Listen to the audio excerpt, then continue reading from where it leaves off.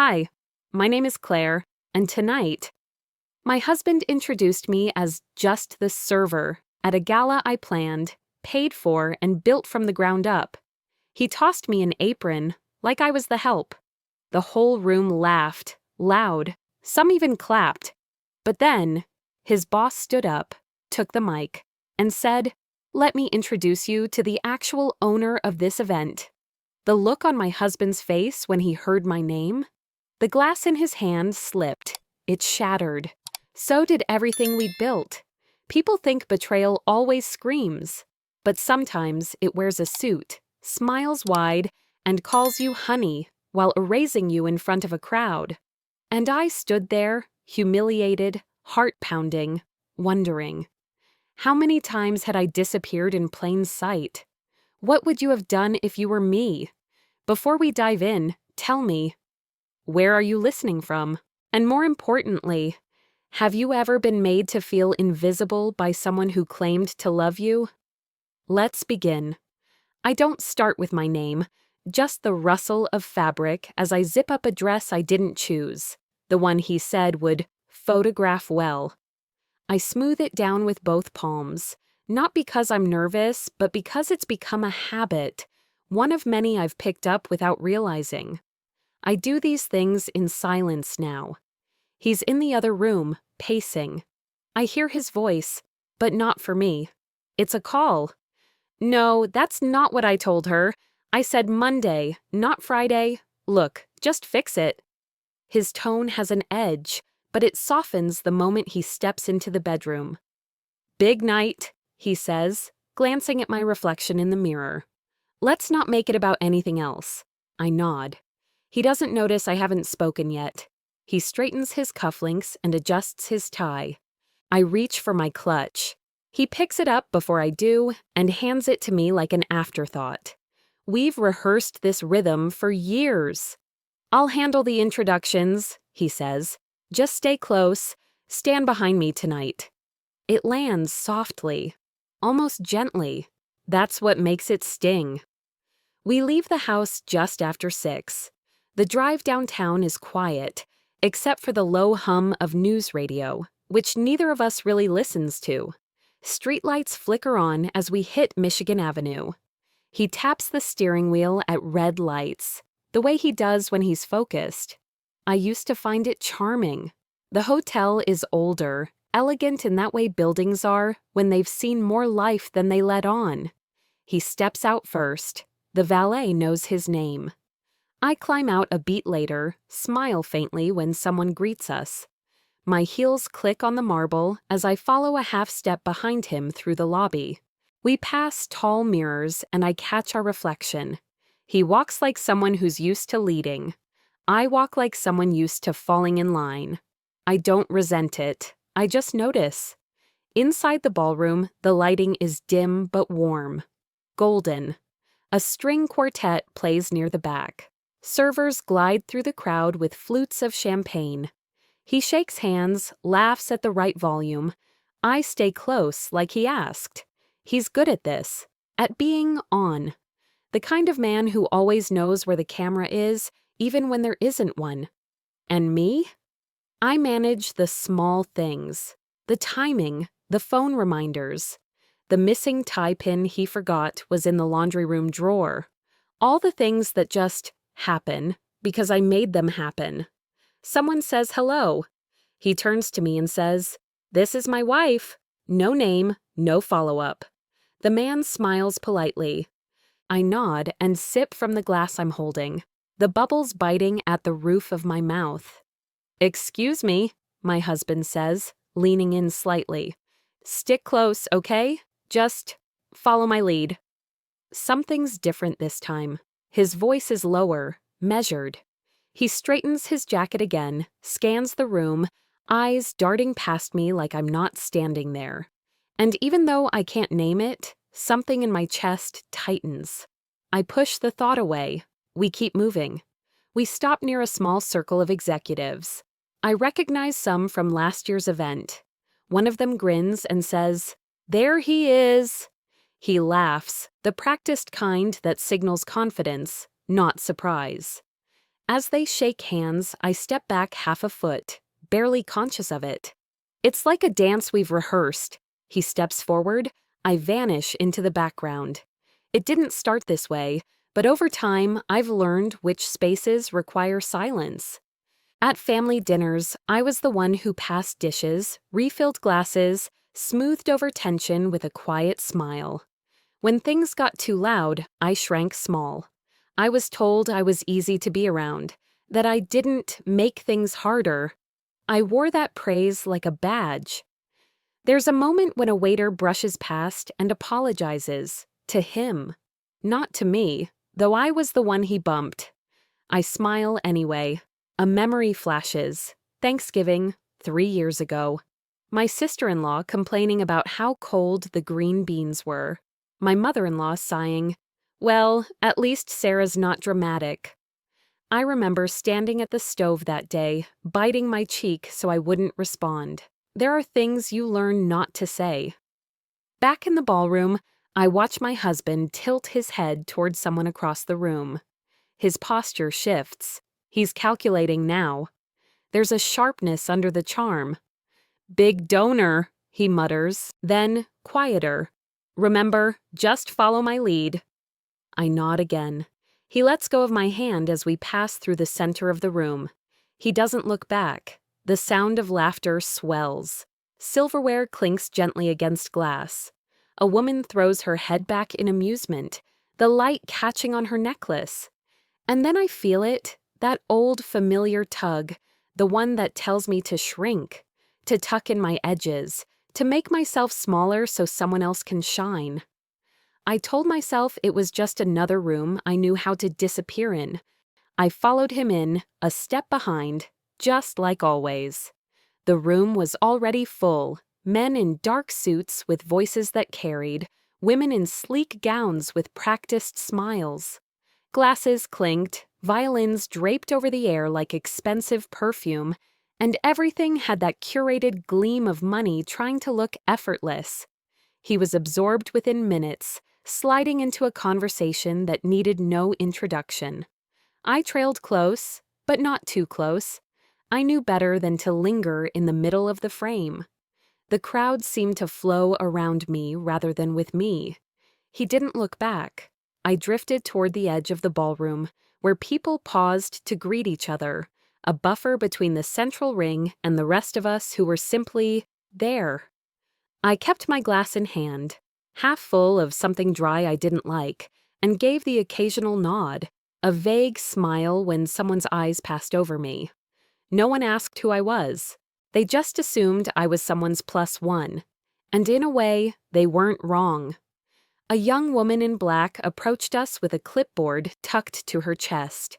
Her hair was tight in a bun, and her tone was all business. "Name, sir?" He gave it, clearly, calmly. She scanned quickly, nodded, and smiled. "Perfect. You're all set." Then she turned to me. Just a beat too long. "And you are?"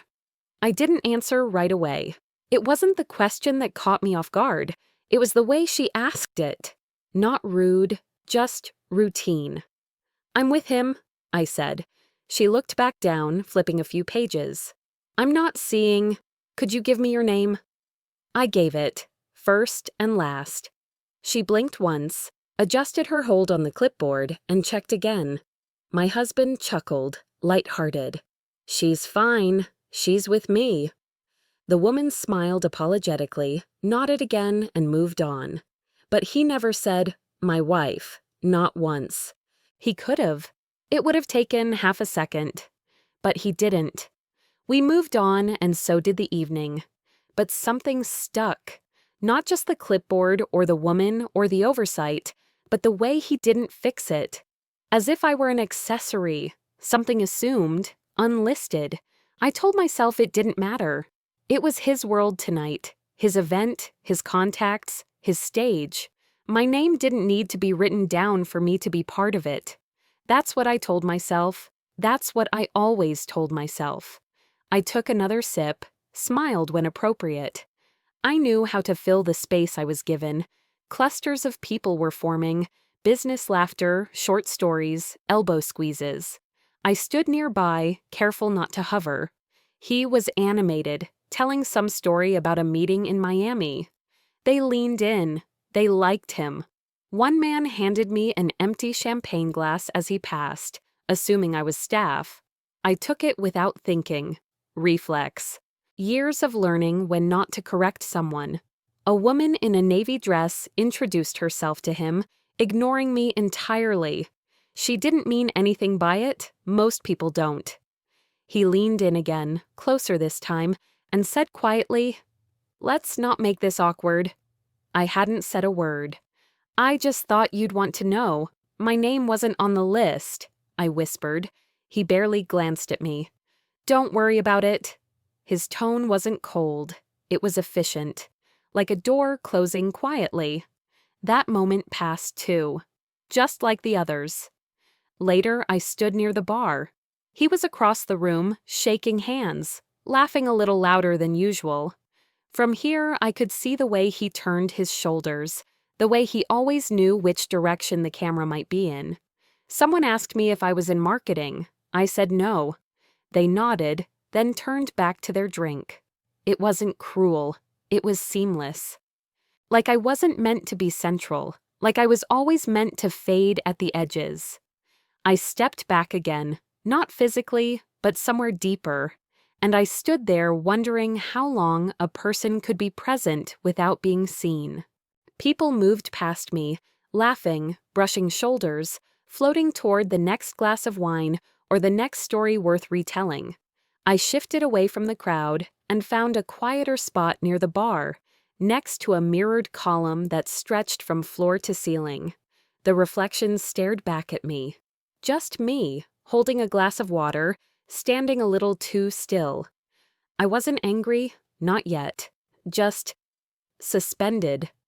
Like my body had decided to pause while my mind caught up. The music had faded into background noise, like a soundtrack you stop noticing halfway through a movie. I sipped the water slowly, tasting nothing, letting my eyes scan the room without really looking at anyone. That stillness, physical, deliberate, created a strange kind of space in my head. And in that space, the memories crept in. I thought of my sister's wedding, the one where everyone wore lilac. There was a photo we'd taken outside the church, just after the ceremony. She was in the middle, glowing. Mom was on one side, Dad on the other. My brother had an arm draped over a cousin. And me? You could see half of my left arm in the far right corner of the picture. It wasn't intentional. I just hadn't been asked to move in closer. I remembered birthdays too, balloons and sheet cake. There were always group shots. Someone would always say, "Let's make room for Grandma," or "Squeeze in, John." But I was the one who shifted left or right, or ducked a little, or moved behind someone taller so the composition made more sense. I wasn't invisible.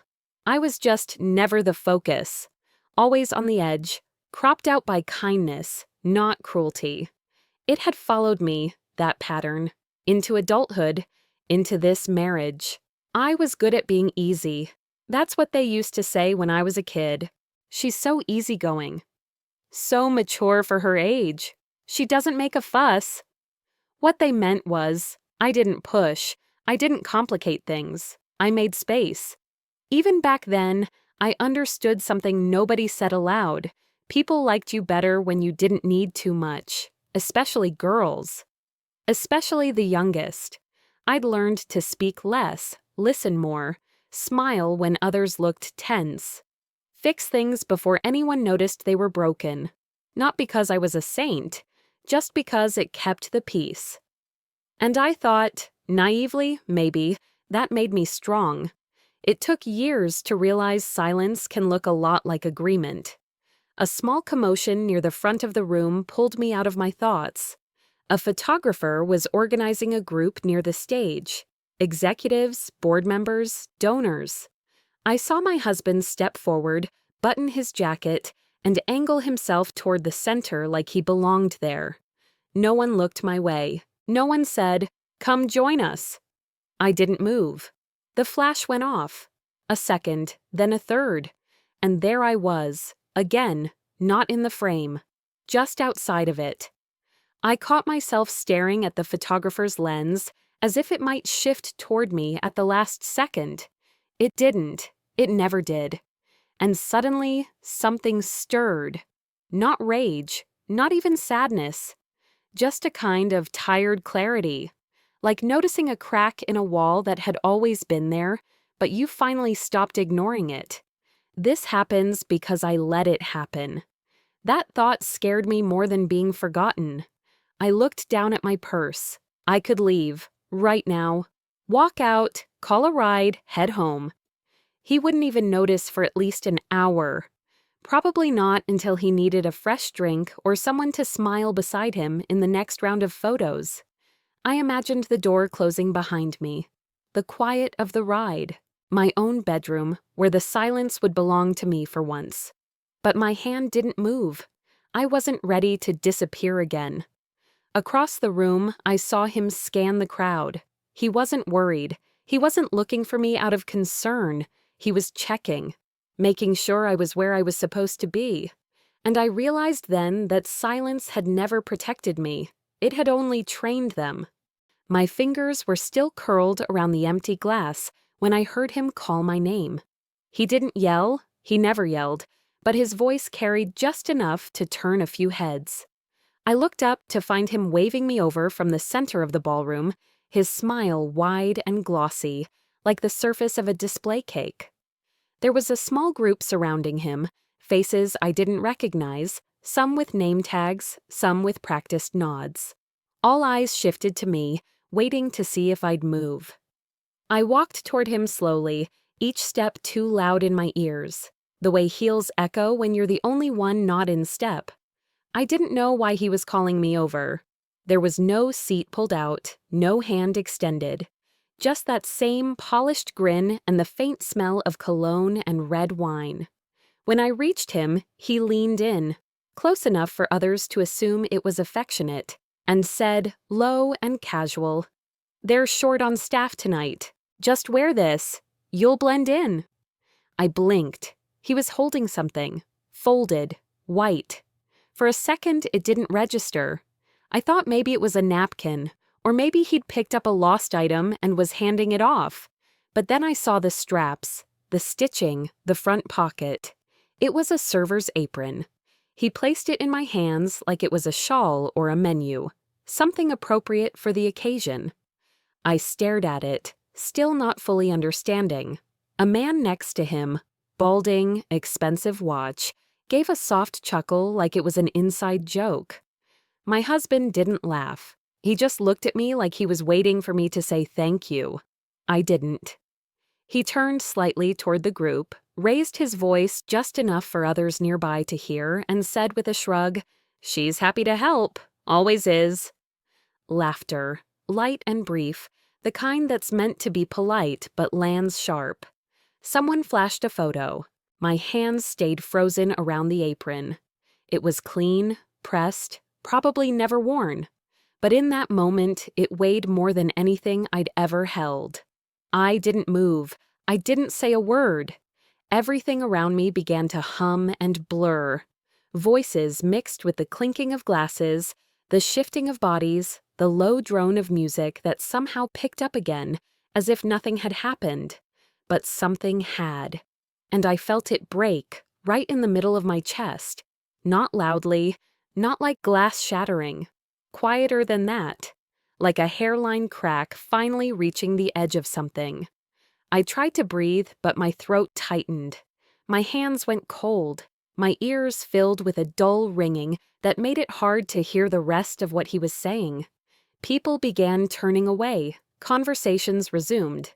One woman next to me glanced down at the apron, then quickly looked up again and smiled, awkward, as if pretending not to notice was an act of mercy. No one stepped in. No one said, "That's not right." No one whispered, "Are you okay?" The ballroom had swallowed me whole, and somehow I was still standing in the center of it. I looked down at the fabric in my hands again. The stitching was neat. The logo on the chest said the hotel's name in soft gold thread. It probably cost more than the earrings I had on, and still, it said exactly what he wanted it to. That I wasn't someone worth introducing. That I belonged more in the service corridor than at his side. That I should blend in. I had spent years learning how to disappear politely, through silence, through support, through stepping back just enough to let him shine. But this was something else. This wasn't a slip. This wasn't a misunderstanding. This was a choice. His. And suddenly, I saw it all clearly. The way he held his glass without ever offering to refill mine. The way he referred to me as she, more than by name. The way he smiled to cover what he didn't have the courage to say outright. This was always who he was, and I had been trained, slowly, not to see it. Across the ballroom, someone clinked a fork against a champagne flute. A call for attention. Another speech coming, no doubt. Before turning, my husband laughed again. A full laugh, carefree, as if the night were still unfolding perfectly. I stood there holding the apron, and I knew. That was the moment I knew I had reached the edge of what I could survive quietly. I didn't move right away. The ballroom behind me kept humming with celebration, clinking glasses, small talk that pretended to matter. My fingers were still faintly curled from holding the apron. My palm itched where the folded fabric had pressed into it. I turned away, weaving through the crowd like smoke through cracks, and slipped into the side corridor near the service doors. It was quieter there, dimmer, cooler. I stood still for a moment, back against the wall, and tried to breathe.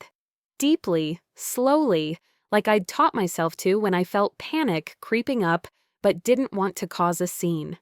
The air smelled like lemon cleaner and dust. Somewhere further down the hallway, a dishwasher clattered, and a voice laughed from behind a swinging door. I leaned my head back against the wallpaper. It had a faint floral print, probably charming in daylight, but under the corridor's yellow light, it just looked faded. My heart hadn't slowed. It wasn't just the humiliation, it was the clarity. The moment of seeing it all for what it was. I thought about walking out, really thought about it. I imagined stepping outside into the night air, heels clicking down the hotel steps, lifting my phone to call a cab, slipping into the back seat, and watching the city pass in silence. I pictured myself getting home, washing my face, crawling into bed, not having to explain anything to anyone. No eyes on me, no questions, no performances. And for a breath, it felt like relief. But then something deeper followed it. Something heavier. That quiet kind of resignation that seeps in when you realize leaving doesn't fix anything. It just pauses it. I could walk out tonight and no one in that room would flinch. He'd spin the story. He always did. She wasn't feeling well. She left early. She doesn't love these events. And no one would ask more, because no one ever had. I looked down at the apron still in my hand, crisp, white, harmless looking, folded like a peace offering. A memory surfaced, uninvited, me at 23, standing in his kitchen, barefoot, holding a pan too hot to touch. He'd laughed, told me, "Babe, you're too pretty to cook." And I'd laughed too, thinking it was a compliment. I didn't laugh now. That voice, that old, loyal one in my head, tried to speak up again. "You're overreacting. It was just a joke. Don't make this about you. Don't ruin his night." Familiar refrains carved deep by repetition. They rose automatically, like a reflex. But this time, I caught them. I saw them. I didn't fight them. I just watched them float by like smoke from a fire I'd finally stepped away from. That's when I heard his shoes. He didn't call my name this time, just turned the corner and found me. His face looked calm, carefully arranged, but his eyes gave him away, tight at the corners, not angry exactly, but annoyed that I'd wandered. He stepped closer, not too close, just enough. "You all right?" he asked, like he already knew the answer didn't matter. I didn't reply. He glanced at the apron in my hand, then back at me. His voice dropped lower, smooth, controlled. "Don't embarrass me." 4 words. Not shouted, not cruel, but each one cut clean. I almost said sorry. The word was right there, on the tip of my tongue. I could feel it, like muscle memory, but I didn't say it. I closed my mouth, swallowed the apology before it reached the air, and something in me stayed quiet differently this time. It wasn't the same silence I'd practiced all my life, the kind meant to soothe, to minimize, to make things easier for everyone but me. This was stillness with weight.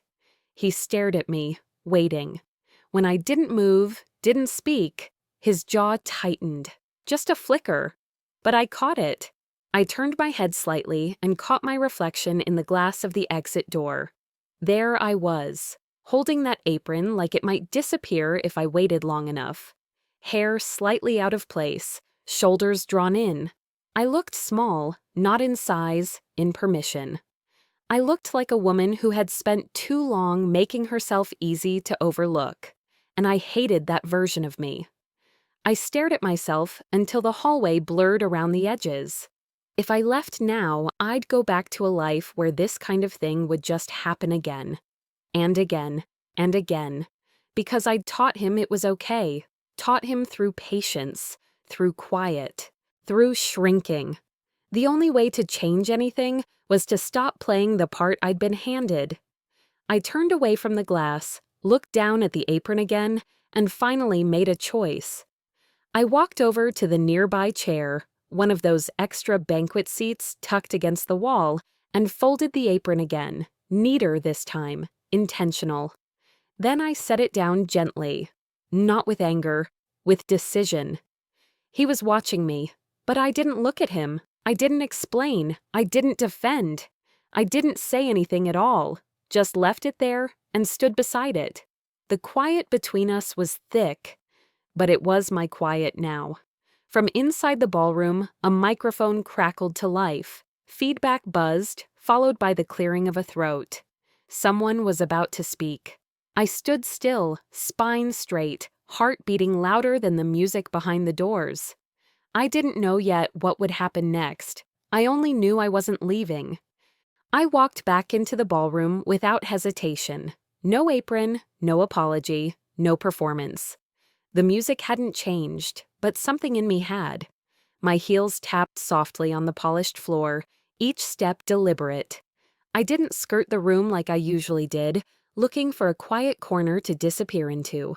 This time, I walked straight down the center aisle and took a seat near the front, where the lighting was a little brighter and the stage a little closer. I sat upright, hands folded loosely in my lap. I didn't fidget, I didn't force a smile, I didn't pretend to be fine. A few heads turned, a few eyes lingered. I let them. I'd spent years trying to be invisible in rooms like this. Tonight, I was done shrinking. From the corner of my eye, I saw Paul still standing near the side of the stage, laughing with a few colleagues. He didn't notice I'd returned at first, or maybe he did and chose not to acknowledge it. That was his way. Pretend everything was fine until someone else made it impossible not to. I picked up a program from the seat next to me and skimmed it without really reading. The words blurred into white space. Then a voice slid in beside me, light and familiar. "Hey there," said a man in a navy blazer I vaguely recognized, one of Paul's work friends. His name escaped me. "You all right?" he asked with a grin too wide for the moment. I nodded once. He chuckled like I'd missed the joke. "You should smile more," he said, nudging my elbow slightly with his. "Don't let this place get to you. It's all just noise." I turned to look at him. Really look. His face was relaxed, lips curled like he'd handed me a compliment. I didn't answer. That sentence, those 4 words, landed like a paper cut. Not deep enough to bleed, but irritating in a way that demanded attention. "You should smile more." It wasn't the first time I'd heard it. I'd heard it from teachers, strangers, relatives, the occasional bartender. As if my face owed the world softness. As if I were somehow rude for simply existing without decoration. The worst part wasn't the phrase. It was the assumption beneath it, that I was here to make other people feel comfortable. Even now, after everything. I inhaled slowly and turned back toward the stage. I let him sit in the silence he'd earned. Not because I had no words, but because I was finally learning when to withhold them. I felt the heat of Paul's presence before I saw him. He approached from the side, cutting through a row of chairs, pretending he was checking on me. "Why are you sitting all the way up here?" he asked under his breath, crouching slightly to meet my eye. I didn't answer. He leaned closer, lowering his voice but not his tone. "You're making this weird. Can we not do this tonight?" I stayed quiet, still holding the program in both hands. "This night's important," he continued, his jaw stiff. "You know that. For me, for the firm. I need you to just not make it about you." That was it. That sentence. That reflex he had to reframe everything as my fault. I turned my head toward him slowly. I met his eyes without blinking, and I said, clear and quiet, "Don't do this again." No venom, no pleading. Just a boundary, placed down like a line of chalk. He blinked, almost laughed, then stood up straight and flashed a smile at someone walking past. "She's just tired," he told them easily, waving it off. "It's been a long day." I watched the words roll off him like water. That's how he lived, always ready with a version of the story that kept the peace in public, no matter the cost in private. But something had shifted tonight. I wasn't just tired, I was done. Done being rewritten. Done performing poise in rooms where dignity was something I had to fight to hold on to. The host stepped toward the mic then, tapping it lightly. A screech of feedback cut through the noise, and the chatter around us fell into a hush. All around me, people turned in their seats. Programs were unfolded, napkins smoothed across laps. Paul returned to his place near the front. I sat alone, but steady. I couldn't explain it, but something about the air changed right then. Like we'd reached the moment before a storm, when the air holds its breath. The host smiled. "Thank you all for being here tonight," he began. "We're honored to recognize those who've made an impact this year." The first name was called. Polite applause followed, then another. People clapped, laughed softly, leaned in to whisper to each other. And I sat still, that same paper program in my lap. I didn't know who would speak next. I didn't know what would unfold. I just knew this wasn't over. I had no idea the next voice I heard would change the way the room saw me. I was still sitting near the aisle when the room began to change its shape around a single voice. The MC tested the microphone again, a short metallic tap, and the chatter that had filled every inch of the ballroom slowly thinned out. I recognized authority in the rhythm before I even understood the words. Whoever was speaking now owned the air.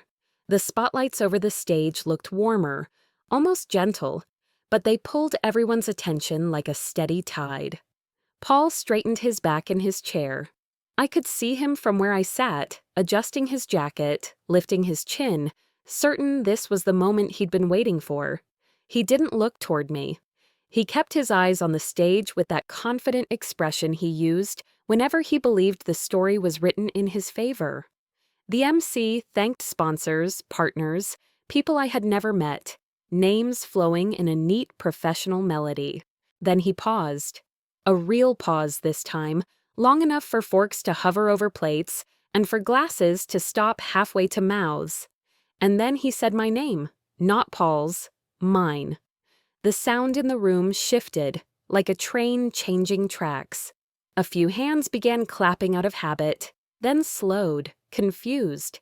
Heads turned in small, uncertain circles. I felt the weight of those turns moving across my shoulders. The MC continued, clear and calm. Tonight, please welcome the owner of this event, the woman who organized every detail you're enjoying. Let me introduce our host. I didn't stand right away. My body needed a second to catch up to reality. The lights looked brighter than before, and I could smell coffee from the bar mixing with the sweet dessert on the tables. It felt like I'd been placed inside a photograph that had already started without me. Have you ever had a moment like that, when a room decides to meet you all at once? What would you have done in my shoes? I finally looked at Paul. His smile was gone. The confident mask he'd worn all evening slid off his face so quickly, I almost felt sorry for him. The glass in his hand slipped from his fingers and shattered on the floor. A sharp crystal explosion that made the people near him jump back. The corridor of lights seemed to freeze right over that broken circle. He stared at me like he'd never known me. Programs rustled. Someone whispered, "Wait, did he say she's the host?" Another voice near the back murmured, "Sometimes the quiet ones are carrying the whole building." The sentences sounded ordinary, but they rolled through the crowd like a shockwave. The MC waited, smiling patiently toward me, and I could feel 200 pairs of eyes resting on my back. I wasn't used to that kind of visibility. I was used to being the one who made things simply happen from the shadows. Paul leaned toward the man next to him and muttered, "This has to be a mix-up." The man answered, "Doesn't look that way, buddy." Their exchange was quick, real, the kind of talk grown Americans use when they don't have time for fairy tales. I didn't feel victorious. I felt steady. The truth was standing upright all by itself without embellishment. I realized then that I never needed to explain myself loudly. Facts, when spoken plainly, have a spine of their own. A woman near me touched my arm gently and said, "Go on, honey. They're waiting for you." That single, ordinary kindness felt larger than the expensive chandeliers. I walked toward the stage slowly. The apron Paul had tossed at me earlier was still folded on the chair in the corridor outside, and the memory of it followed me like a thin thread. I could hear people whisper as I passed, "She doesn't look like someone who belongs in the back." Another answered, "Maybe we've been looking at the wrong center all night." Would you have forgiven him right then, or would you have simply walked forward like I did? The lights over the stage wrapped around me, warm and honest. I stood beside the MC, listening to the applause finally find its proper speed. No one was laughing now, no one was looking past me. For the first time that night, the room had learned how to pronounce me correctly. I took a breath before stepping forward. The applause, still lingering from my introduction, stumbled into uneven claps, as if some hands weren't quite sure whether to keep going or stop. My heels made a steady sound against the ballroom floor, soft, deliberate, unhurried. I walked past the row of tables where Paul sat, past the chair in the corner where the apron still rested, untouched, folded exactly as he'd handed it to me. I didn't look at it long. Just enough to register that it was still there, still his message. From his seat, Paul gave a small chuckle. It was meant to sound casual, maybe even charming, like an inside joke, but it sounded thin, hollow. "Well," he said, loud enough for the nearby tables to hear, "looks like someone wanted to surprise me, huh?" There it was, the first brushstroke of his cleanup. He leaned back slightly, lifting a glass that wasn't his own. "I always said she's got a good eye for decor," he added, nodding toward the flower arrangements, the lighting, anything but me. He wasn't speaking to me. He was performing. Recasting the moment as a misunderstanding. Diminishing me back down to something safe, something small. A supporting act in a dress. I paused at the first step leading to the stage. The speaker waited with a calm presence, sensing the moment shift again. The room watched, now less like an audience and more like a jury, quiet, aware, waiting to see what version of the story would settle. I didn't respond to Paul. Instead, I turned slightly toward the crowd and said, Everything you see tonight, from the venue to the program, the partnerships, the guest list, that was me. I didn't say it with anger or pride. I said it the way you tell someone it's raining, clear, undeniable, not up for debate. It wasn't a boast. It was a correction. That was all I gave them. One simple sentence. Paul laughed again, sharper this time. "Let's not get carried away," he muttered. "I mean, you were involved, sure, but—" He gestured toward the stage with a loose hand. This was a group effort. The weight of his tone was trying to pull me back, to rewrite what had just been said, but it was too late. Eyes didn't turn to me this time. They turned to him. Chairs creaked as people shifted uncomfortably. The man 2 seats down from him tilted his head slightly, then looked away like someone embarrassed for a neighbor who'd made a scene at church. A woman at the next table gently placed her fork down. The kind of silence that followed wasn't passive. It was pointed. Even the MC didn't fill the air. He let the pause breathe. I stood there a beat longer and then climbed the steps. At the top, I turned toward the audience. My hands rested calmly in front of me. My face didn't smile, but it didn't need to. I looked steady, present. From the corner of my eye, I saw Paul shift in his seat, a twitch of discomfort pulling across his jaw. He wasn't used to being out of focus, especially not like this. For the first time all evening, the room belonged to me. And I didn't need to raise my voice to hold it. The MC resumed the program, introducing the next segment while the crowd gently recalibrated. They clapped again, this time more naturally. The evening carried on, but it moved differently now, like a wheel had clicked into its rightful groove. I remained on stage for a few more moments, then stepped back to my seat, which had quietly become one of prominence. No one had to say it. The shift had happened, and it wasn't going back. Paul didn't speak to me again. He stayed seated, still, small, no longer directing anything. Near the edge of the ballroom, that apron still sat on the chair, unclaimed, irrelevant. I looked at it once more, not with hurt or anger, but with a kind of distance. I didn't pick it up. I didn't need to. I understood then that power doesn't announce itself. It remains when the noise dies. I stayed in the ballroom long enough to see the evening wind down. People milled around in softened clusters, their voices lower now, the night losing its shine. The clinking of glasses had faded into muted hums. I stood near the stage, close enough to be visible, distant enough not to invite small talk unless it came with intention. And it did. They came one by one. A board member, a sponsor, someone I'd met only once, now speaking to me like I'd always been central to this world. Their tone was different, polite, overly measured. The kind of tone people use when they think they're addressing someone who matters. Funny how fast that change happens. They didn't ask what happened. They didn't ask why I'd never spoken up before.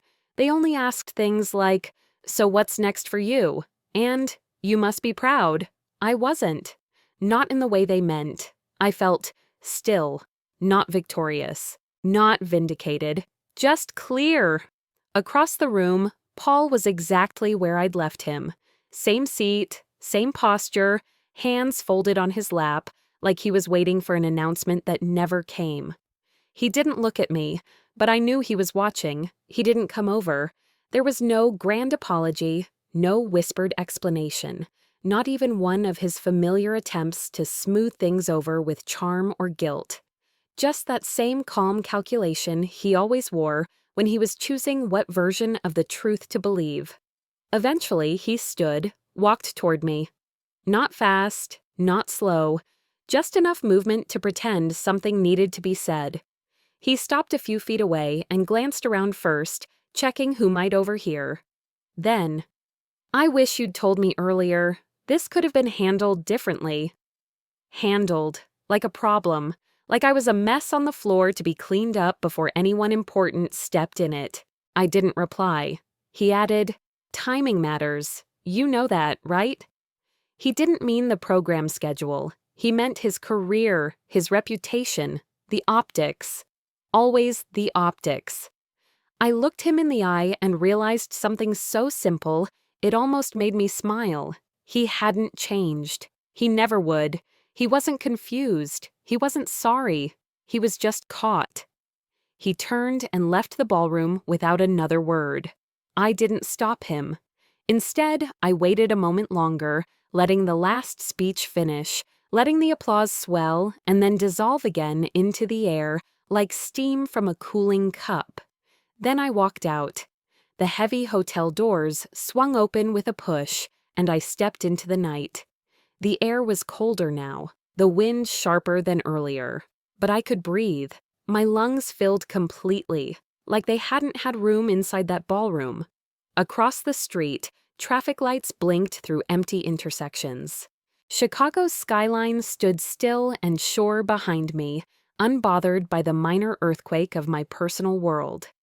Just outside the ballroom windows, I caught a glimpse of a young server folding aprons onto a cart. The same type, crisp white, ordinary again. The one Paul had handed me was gone, maybe collected, maybe forgotten. But either way, it didn't matter anymore. It wasn't a symbol now. It was just fabric. I stood for another minute, watching the rhythm of the city continue without pause. I didn't feel brave. I didn't feel broken. I just felt intact. And I realized something else.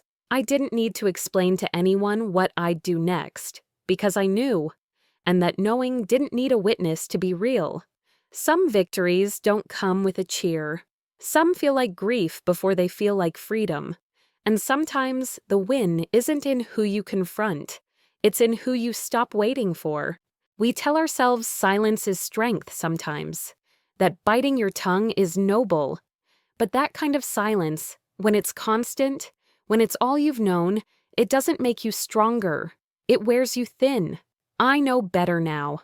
Silence can be survival, but it should never be a life sentence. And me? I didn't walk away louder. I walked away whole.